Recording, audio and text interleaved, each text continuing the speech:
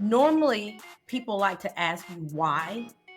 Why is such a wrong question to ask? Because why puts a person automatically on the defensive as if they have to explain the why behind their feelings instead Right. of saying what happened, because there's a story behind that. And the question that you should be asking is not why, because why sometimes gives this indication that you had some responsibility or you played your role or your part in whatever it is that you're dealing with. Instead, I ask you what happened. Welcome to Girl Talk with Melissa, and I am so excited to have a special guest here today. As you know, we've been doing a series on 5 things that my therapist has taught me, and one of the things is moving past trauma.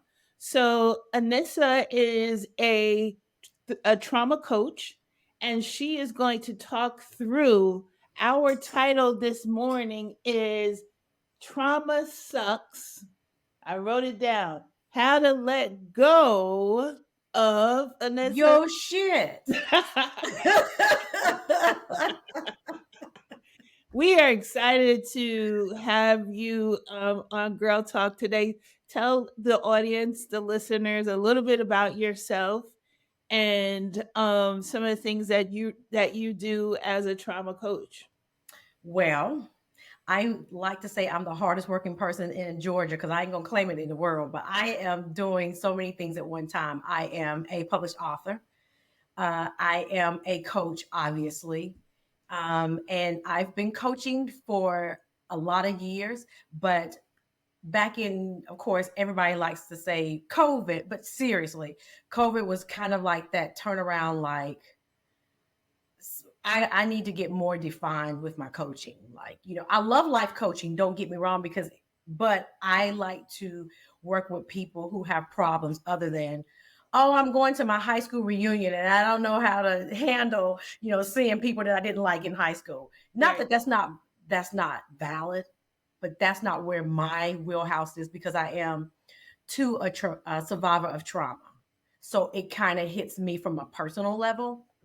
So yes, I am called a transformation coach, but my emphasis or my niche is trauma. And what I do is majority of my clients are women, although I do work with men and black women in particular. And we have to start having conversations about trauma. And because what we don't realize is how serious trauma is and how it affects the decisions that we make daily, Right. the bad relationships that we get ourselves into, and we're looking around like, I don't know what happened.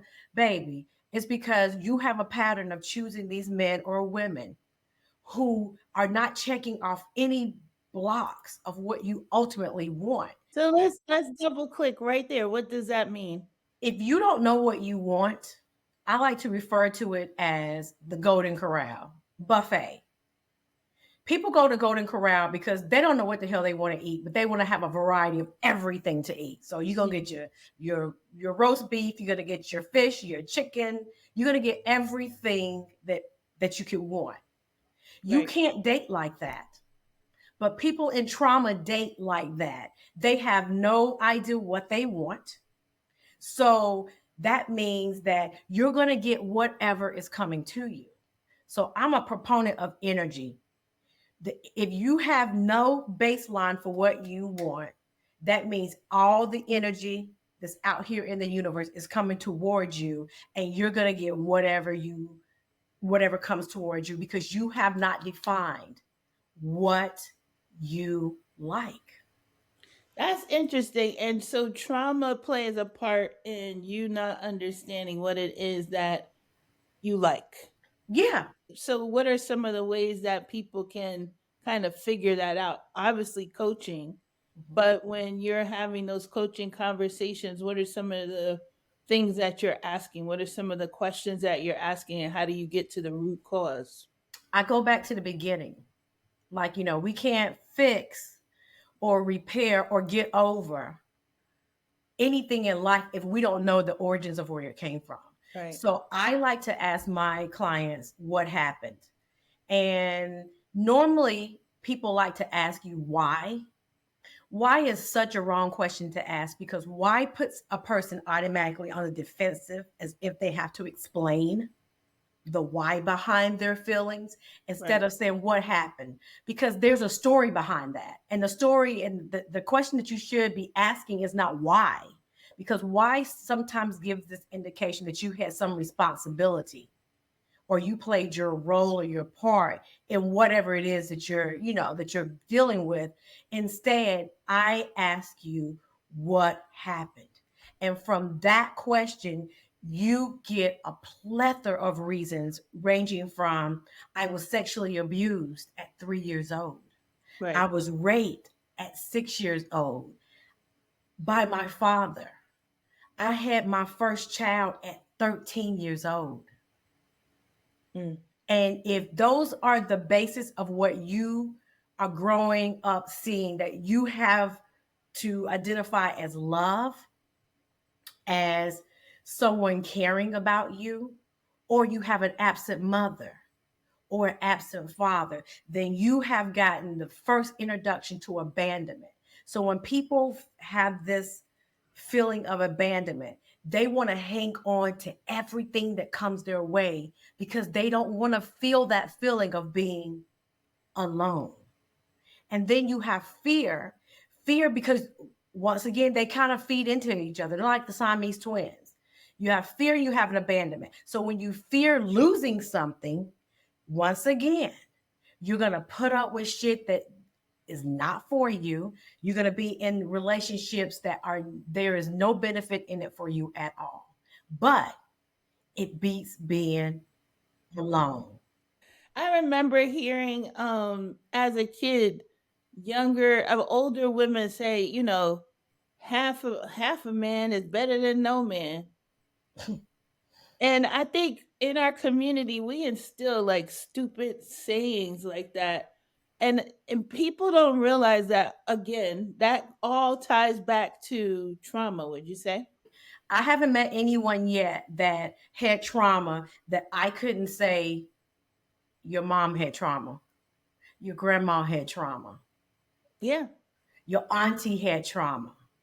Yeah. And what we do, we pass down these unattainable bullshit excuses to put up with whatever comes our way.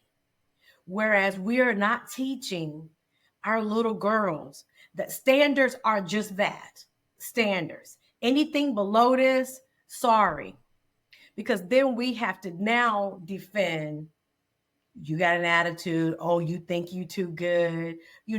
We have to battle all these things that we get from our black men because they too have trauma. We don't even talk about the trauma that they have, generational trauma, and how they have seen how men treat women.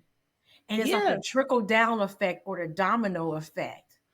So we're in this like endless spin cycle. It's hurt people. Absolutely. And men don't realize the hurt that they're inflicting on women. Some of them are opportunists, they do it anyway. But I think some of them don't realize, like, when you hurt a woman, some women have to take years and years and years to get over that particular trauma that you have just piled onto them from the trauma that they already were carrying. They entrusted you to be the protector, to be someone that you were going to be the companion. And then here you go, adding more trauma to their life. As a weak defense to the men, I say weak because it's not a buy, but if they see that growing up, if they see their father in a string of relationships where they have 10 kids by 8 different women, if they saw their father do that or had no father at all, then once again, there's no baseline. You're seeing what you saw growing up, and it becomes normal. It becomes expected. It becomes what you're supposed to do. But when does common sense enter the chat? I grew up in an alcoholic home. right? I saw my father drinking every single day. Doesn't mean I'm alcoholic and treating my child that way, having her go through that particular trauma. Why wouldn't a man say, okay, I don't want to be like that. I want to be different. You just said it. He's got to want to not be like that. He's got to recognize the negatives to being like that. And Mhm. often than not, if you can't beat them, join them. It's easier to go along with what you know than to go against what you don't know. Does that make sense? Like if you were raised in an alcoholic home, if you were raised in a household where your father regularly, possibly daily, verbally, physically, mentally, emotionally abused your mother, then that becomes something that you think is part of being in a relationship, part of keeping her in line or keeping her straight. Because now you've gotten this indication that that's what women need. They need you to lead them, to guide them, to direct them. Now, it Yeah. doesn't matter whether it's beneficial to them because it's not about them. It's about you or that man in particular.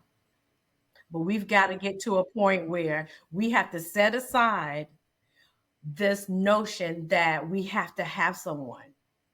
And I'm a firm believer that we were created to have a partner. We were created to be, as they call in the Bible, which we're not gonna get into that subject because I have my own theory to that. Because I'm reading this book called A Conversation with God. I recommend everyone who is curious about religion and that the role that it plays, read this book. It is phenomenal. And we have to understand the origins of where our religion, where our baseline of what we think we're supposed to do and how we're supposed to live comes from. That's really good. And I think people, people are people. Everyone is not going to react in the same way. Everyone has their own human beings. They may pick up pieces from someone, they may not. They may just walk a straight line. So it's just, I think, managing yourself first, because I think it's important for the listeners who are listening to this, like, or someone who's out there who thinks you gotta have somebody.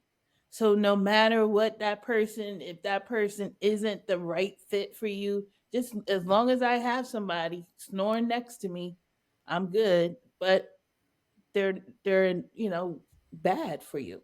It beats a blank. Right. So if you grew up seeing your father behave a certain way or not have a father, and typically what I see when there's not a regular presence of a father or father figure, because I am not a proponent that your daddy is the right person to be in your life. You hang on to whatever your mother done. What do you mean by that? You hang on to whatever your mother's done? You see what your mother put up with. And for the majority of the cases I've come across, you see a pattern of women, your mothers, or whomever mother figure that raised you, putting up with things that aren't beneficial, helpful for her. So you grow up thinking that is what a relationship looks like, that is not supposed to be happy, that it is kind of like a sentence of servitude. I think there's a flip to that too, because in my household, I've always been a single mother, right? And Mhm. I didn't have men coming around my child. So she doesn't or didn't know what a relationship should look like. And that's the other side of the coin, right? Now she has, once again, now there's nothing to compare it to. That's Right. nothing to say, oh yeah, that's what I like. Because I Which, saw mama doing it and she is over the moon right, happy. right. You have nothing. So once again, you're at the Golden Corral. You got fried chicken, mashed potatoes, corn, roast beef, some pork. You got a plethora of stuff on your plate. Because at that point, she has to figure it out for herself. So for her, it's trial and error because she didn't have a model. And I think single mothers miss that point when there isn't another mate in the house, that these young ladies have to figure it out on their own and they need some type of guidance. Yeah, and the key is understanding where it came from. And also giving yourself some mercy. We don't give ourselves enough credit to say, you know what? I fucked up. Like, that wasn't the best decision. We forgive everybody for every transgression, every thing that they've done that didn't make us happy. We forgive them. You get a bye. But we rarely give ourselves that same chance to say, okay, Anissa, that wasn't the best choice you made. So I need for you to choose something differently. We go with what we know. We're creatures of habit. If we don't know anything differently, then how are we supposed to do it differently? Right. You know better, you do better. But Yeah. that's interesting that you say that because a lot of times, even on social media, you see where people are saying, well, you have to forgive people for yourself. But the point you just brought up was you have to forgive yourself, but you also have to hold yourself accountable before you forgive. I come from a totally different angle. We put so much credibility and responsibility in assuming that, oh, I'm going to forgive him for raping me. I'm going to forgive him for me fathering a child with my father or my mama's boyfriend at 13. Because somewhere in our minds, not in our minds, we've been told you had to forgive in order to forget. Girl, that is the stupidest shit I've ever heard in my life. Straight up, I'm keeping it as real as I can. That is bullshit. And that is the reason why people don't get help. Because when you're angry, the last thing you want to do is like, I'm going to forget this motherfucker. And then the world is going to look different. The sun is going to shine brighter on you. Only good shit is going to happen for you. That is a setup for disaster. I don't want you to forgive him right now or her because it Right. happens both ways. I'm not dogging men and say they are the sole problem that us women have. No, it's mamas too. We Yeah. have to say, okay, what happened, right? How did it make me feel? Now, what do I want? We don't ask ourselves that question. We go with this whole societal bullshit that we got to forgive and forget and move on, or it happened a long time ago. Why are you still talking about it? You know what I'm saying? Like, get over it. Look at you now. No, anybody can put on some makeup, throw on a wig, and look good. Compartmentalize what your emotions are and then fix each and every one of them individually. Well, how do you do that when you don't know where to start? Right, the root cause. The root cause, because I'm all about the blame game. Sorry, it's not popular. I am all about saying, you know what, Melissa, you did something that I didn't like. And not only did you do something that I didn't like, what you did affected me this way. We don't do that. We just say, okay, I got to get over it. It happened 20 years ago. It's water under the dam. Well, you stuff stuff down. Women go through a lot of stuff, and you take someone who's been sexually assaulted. Well, what'd you have on? What time was you over there? all of those different things that nobody wants to deal with. I was assaulted. I was assaulted. Doesn't matter what time I went over there. Doesn't matter what I had on. I was assaulted. And I think that's why women keep a lot of stuff to themselves or compartmentalize and shove that little box somewhere else. I can give you a prime example. I have a client that was molested by her mother's boyfriend for years, that resulted in a unwanted pregnancy, right? When she finally, at I think the age of 16, so it started when she was 13, and her mother was loaning her out. Loaning her out. I want you to absorb that. Loaning her out to this man, because we're going to go back to the notion that it beats a blank, right? You just never know what people go through or have gone through. So she loaned her mother loaned her out to this considerably older man for years. He had her kidnapped from the age of 13. 16, she escaped. She went home. He came back and got her. And the mom allowed it. And when she finally said, "Here is what happened," she told me something that broke my heart. She said her mother threw a Michelob bottle at her and said, "Bitch, you ruined my relationship. That's why this marriage didn't work." No ownership. I mean, it's beyond even ownership. Like at that point, there's some mental issues there. That mom has some issues Generational trauma. that she brought to that household She to brought raise to that. that household, and because when you don't know better, you can't do better. Because how do you determine what that how do you determine what the good better looks like if you don't have an example of it? If you're in a neighborhood or an environment where that type of behavior is expected, then that's what you're supposed to do.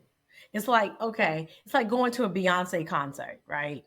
And everybody around you is dancing, having a good time, singing all the songs to Beyonce, and Melissa is sitting there like this.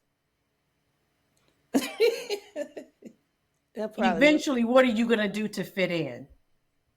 try to move You're around. going to Yeah. start dancing, you're going to Yeah. start singing, you're going to start emanating what is around you. That's what happens with generational trauma. That's crazy. You don't know any other way. And then you grow up, and that becomes your basis of what you think because you don't know anything else. That is what a relationship's supposed to look like. So then these are the same women who get into relationships where men are typically either physically abusive. A huge number of them attach themselves to men who are addicts. So then you go into save mode. Yep. You go into, I gotta be there for him. I gotta stick by him. I love him. Now, mind you, he ain't bringing shit to the plate. Every time you get paid on Friday, he done took your damn money. He's in and out of your life. God forbid if you have children with him. He's a shell of a man because he can't possibly be what he needs to be. One, he doesn't know how. Two, he's self-medicating. Yeah, the self-medicating can turn into a lot of different things. Like you don't know what he's doing outside of when he's not with you, what type of interactions he's having with people that you're bringing back into your house. And then God forbid if you have children in that environment, again, they're seeing that. Yeah. And then it becomes a whole different cycle when they get older. Are they gonna start dating men that are drug addicts or alcoholics or Mhm. whatever the problem is? And the flip for women. Right, because we don't. But if we don't know any better, if we don't have that girlfriend, that mama, or someone you trust saying, "No, Melissa, that shit ain't right. Nah, I'm not even trying to hear that." then what do you do? Right. You stick with what the status quo is. If that status quo is stand by your man, or if that low self esteem, low confidence, low self worth tells you this is good as it gets, Yeah. comes around a couple times a week, he takes me to eat, he throws a couple dollars at me, I'm good, then Yeah. that becomes what you expect, and that becomes the basis of your, not only your relationships but how you go through life. Because let's set aside relationships, let's set aside just you. If Yeah. you don't inherently and zoom in on what you want, you will put up with anything. And I think that's a good segue into your title, like how to let go of Yo shit, is to figure out what the shit is. what the shit is. And then from there dissect that in little bite size, because it's heavy, right?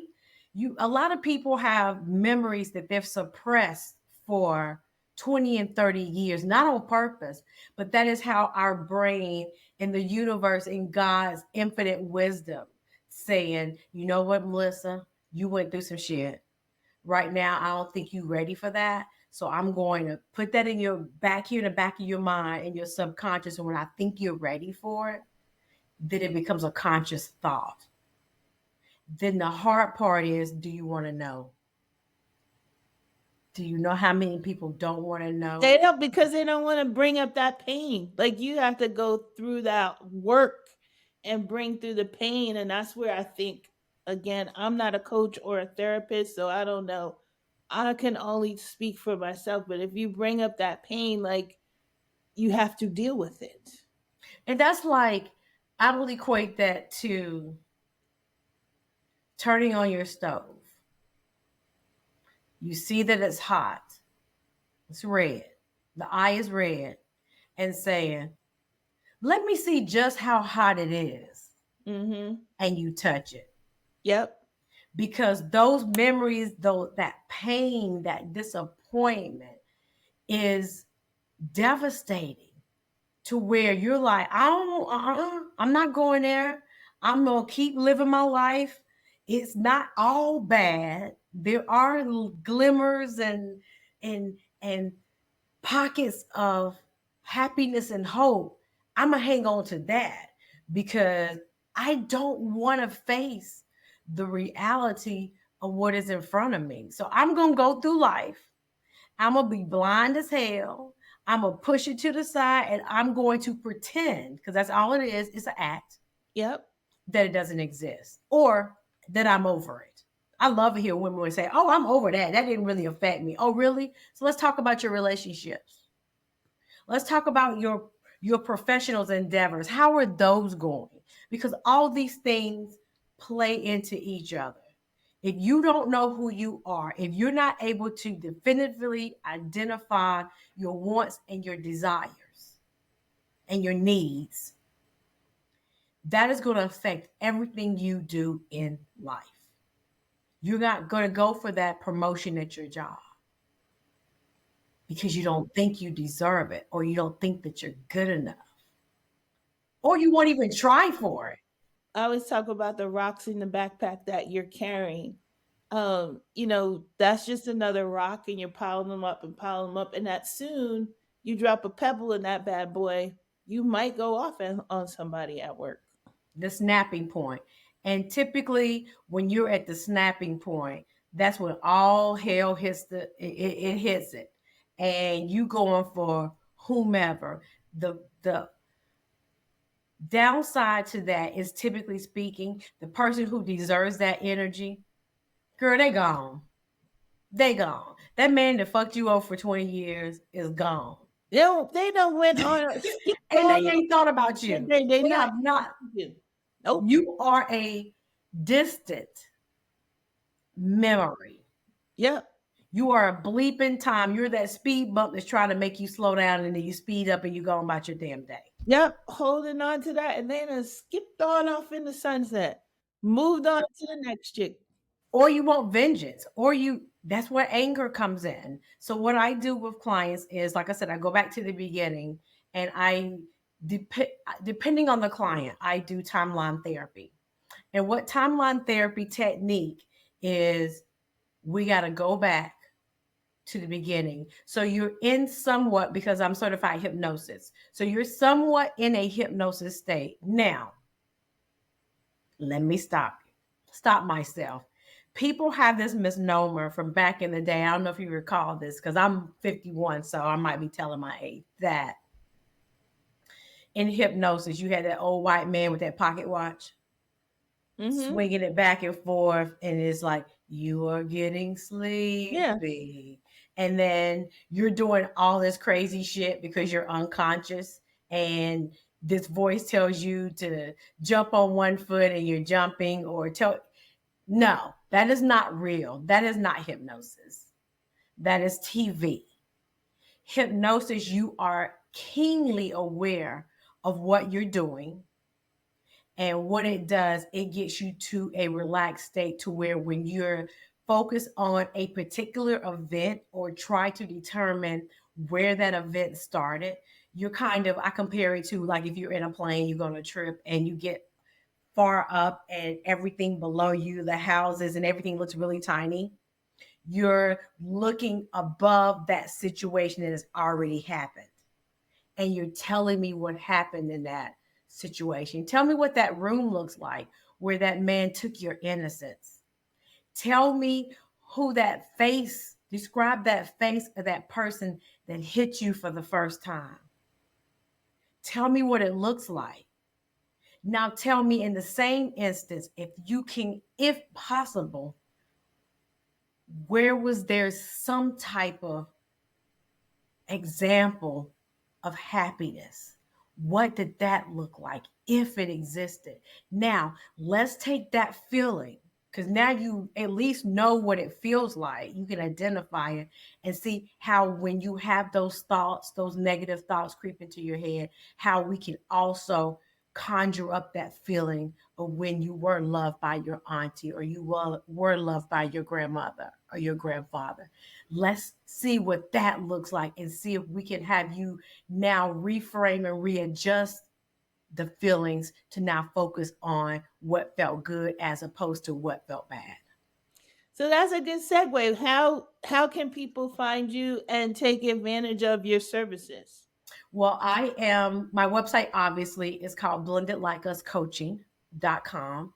And I called it Blended Like Us Coaching because we are all in this together. We all have a common thread.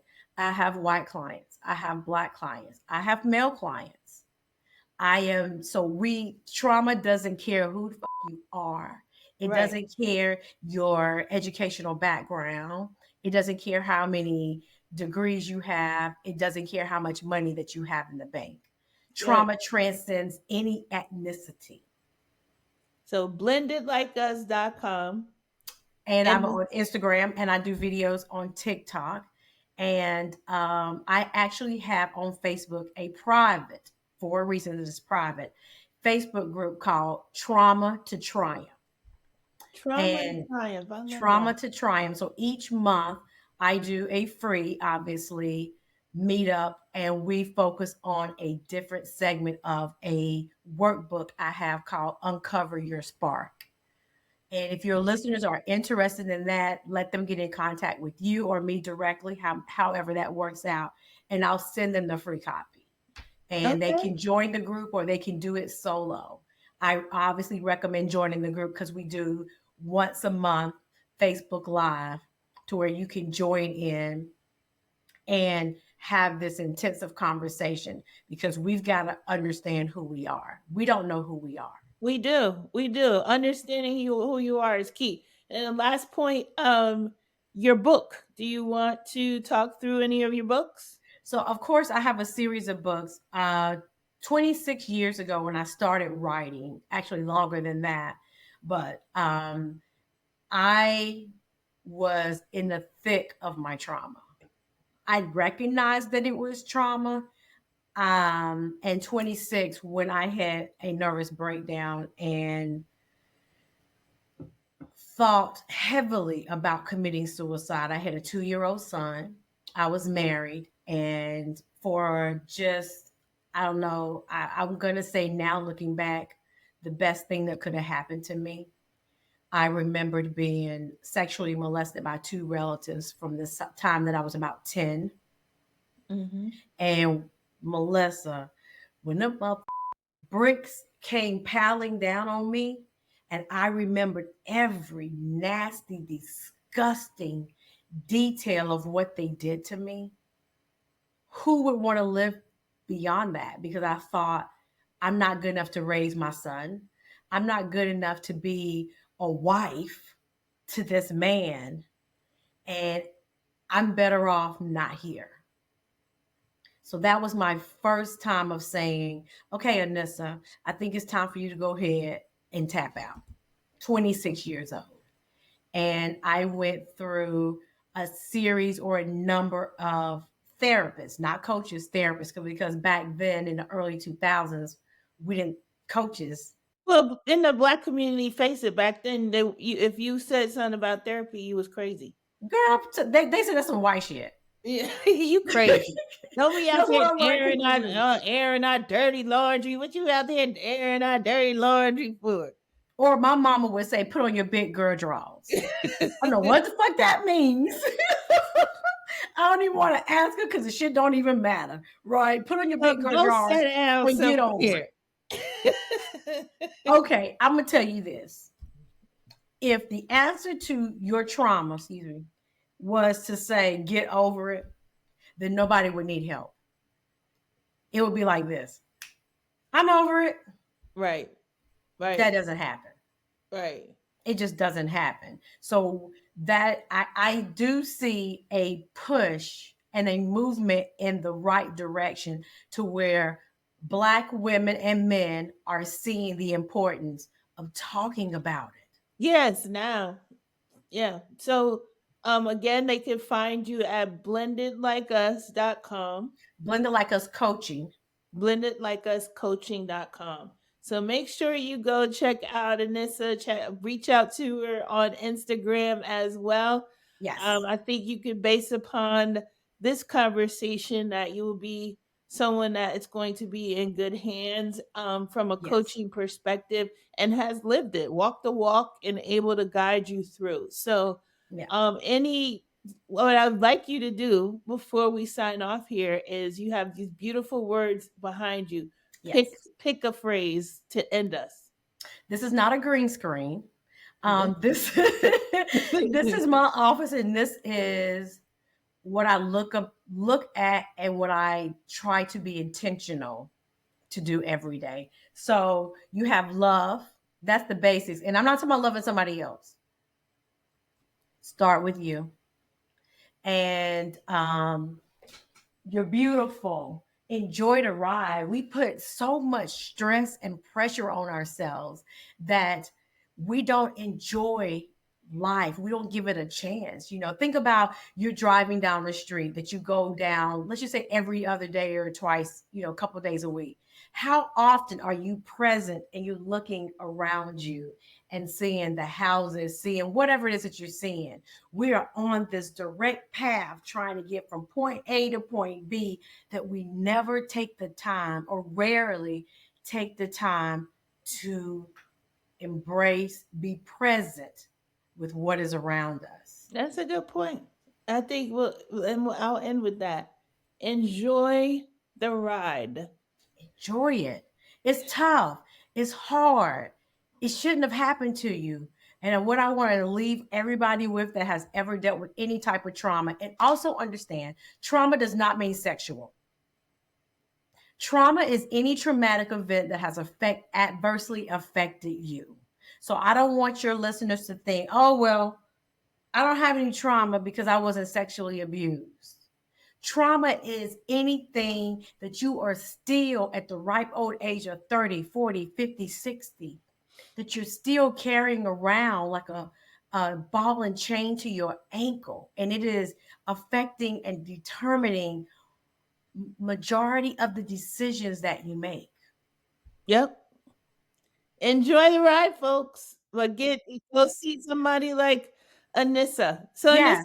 thank you very much for this conversation. I really appreciate it. I've enjoyed it. I'm sure the listeners will enjoy it. And as always, people, I see you because I am you.